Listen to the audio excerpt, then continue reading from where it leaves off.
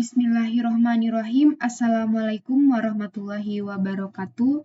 Perkenalkan, nama saya Misha Diva Amalia Putri. Saya dari kelas 12 MIPA 5 dengan nomor absen 18.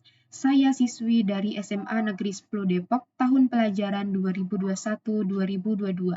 Pada kesempatan kali ini, saya akan memaparkan materi terkait masa reformasi pada era Presiden Susilo Bambang Yudhoyono atau yang kerap kita kenal dengan sebutan SBY. Adapun tujuan video ini dibuat dalam rangka pemenuhan nilai pada ujian sekolah bentuk penugasan mata pelajaran sejarah Indonesia dengan guru pembimbing Bapak Najib. Baik, mari kita mulai saja pemaparan materi kali ini.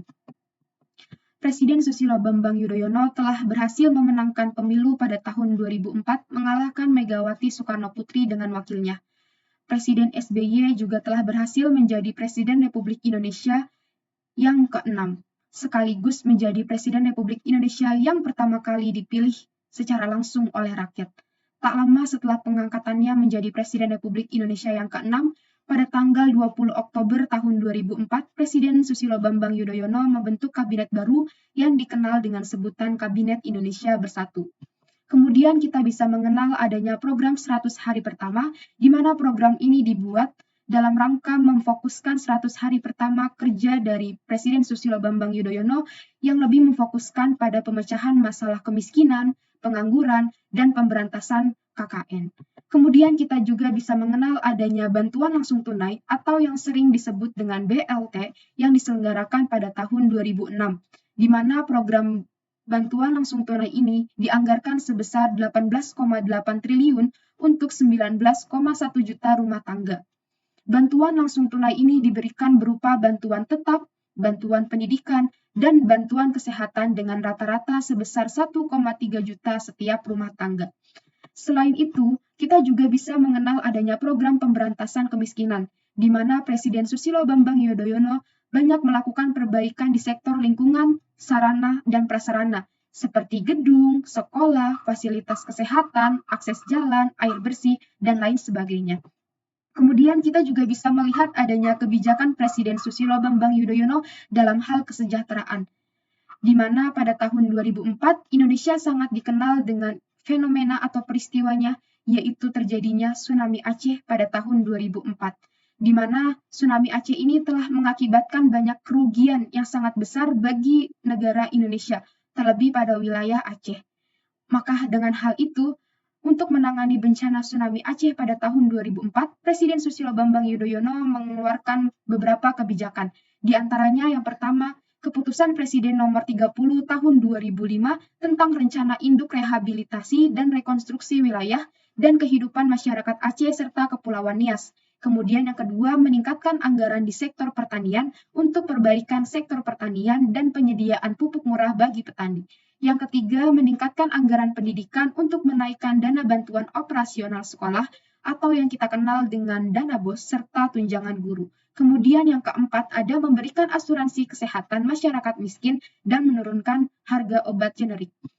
Kemudian kita juga bisa melihat adanya kebijakan Presiden Susilo Bambang Yudhoyono dalam hal politik, di mana yang pertama ada membentuk sekretariat gabungan untuk menciptakan pemerintahan yang solid serta memiliki visi misi yang sejalan. Yang kedua, memperluas wewenang pemerintah daerah dan mengurangi wewenang pemerintah pusat secara seimbang. Yang ketiga, mengupayakan birokrasi yang transparan, partisipatif, dan dapat dipertanggungjawabkan, karena Presiden SBY berusaha ingin meningkatkan kepercayaan masyarakat terhadap pemerintah. Dan yang terakhir atau yang keempat, membangun komunikasi yang efektif dengan masyarakat dengan cara memaksimalkan penggunaan media sosial, seperti SMS online, Twitter, dan sebagainya. Kemudian kita juga bisa melihat adanya kebijakan Presiden Susilo Bambang Yudhoyono dalam hal menyelesaikan konflik.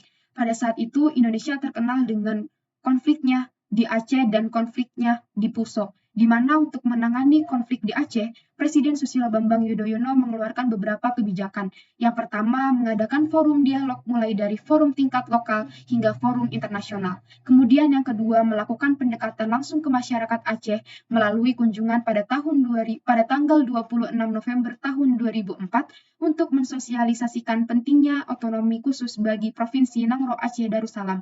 Karena menurut Susilo Bambang Yudhoyono, solusi militer tidak akan menyelesaikan masalah di Aceh. Selanjutnya adalah untuk menangani konflik di Puso. Ada beberapa kebijakan yang diambil Presiden Susilo Bambang Yudhoyono untuk menangani konflik di Puso. Konflik yang terjadi di daerah Puso merupakan konflik agama. Konflik ini sudah terjadi sejak tahun 1998, di mana Presiden Susilo Bambang Yudhoyono kemudian mengeluarkan kebijakan melalui instruksi Presiden nomor 14 tahun 2005 tentang langkah-langkah penanganan konflik Puso. Selanjutnya ada kedudukan Presiden Susilo Bambang Yudhoyono pada pemilu 2009. Karena gaya kepemimpinan Presiden Susilo Bambang Yudhoyono yang transparan dan partisipatif, itu telah meningkatkan popularitas serta kepercayaan masyarakat terhadap Presiden SBY.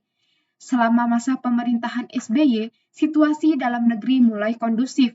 Beberapa konflik dalam negeri mulai mereda. Indonesia juga mulai kedatangan investor-investor asing yang ingin menanamkan modalnya di Indonesia, sehingga lapangan pekerjaan mulai terbuka lebar dan berhasil mengurangi angka pengangguran. Berbagai pencapaian Presiden SBY ini dirasakan langsung oleh masyarakat. Hal ini menjadi modal bagi Presiden Susilo Bambang Yudhoyono untuk kembali maju dan dalam pemilihan presiden tahun 2009, di mana kali ini Presiden Susilo Bambang Yudhoyono berpasangan dengan seorang ahli ekonomi yaitu Budiono, di mana mereka berdua berhasil memenangkan pemilu pada tahun 2009 yang diselenggarakan pada tanggal 8 Juli tahun 2009 hanya dalam satu kali putaran. Mungkin itu saja yang bisa saya sampaikan terkait masa reformasi pada era Presiden Susilo Bambang Yudhoyono. Kurang lebihnya saya minta maaf. Wabillahi taufiq wal hidayah. Wassalamualaikum warahmatullahi wabarakatuh.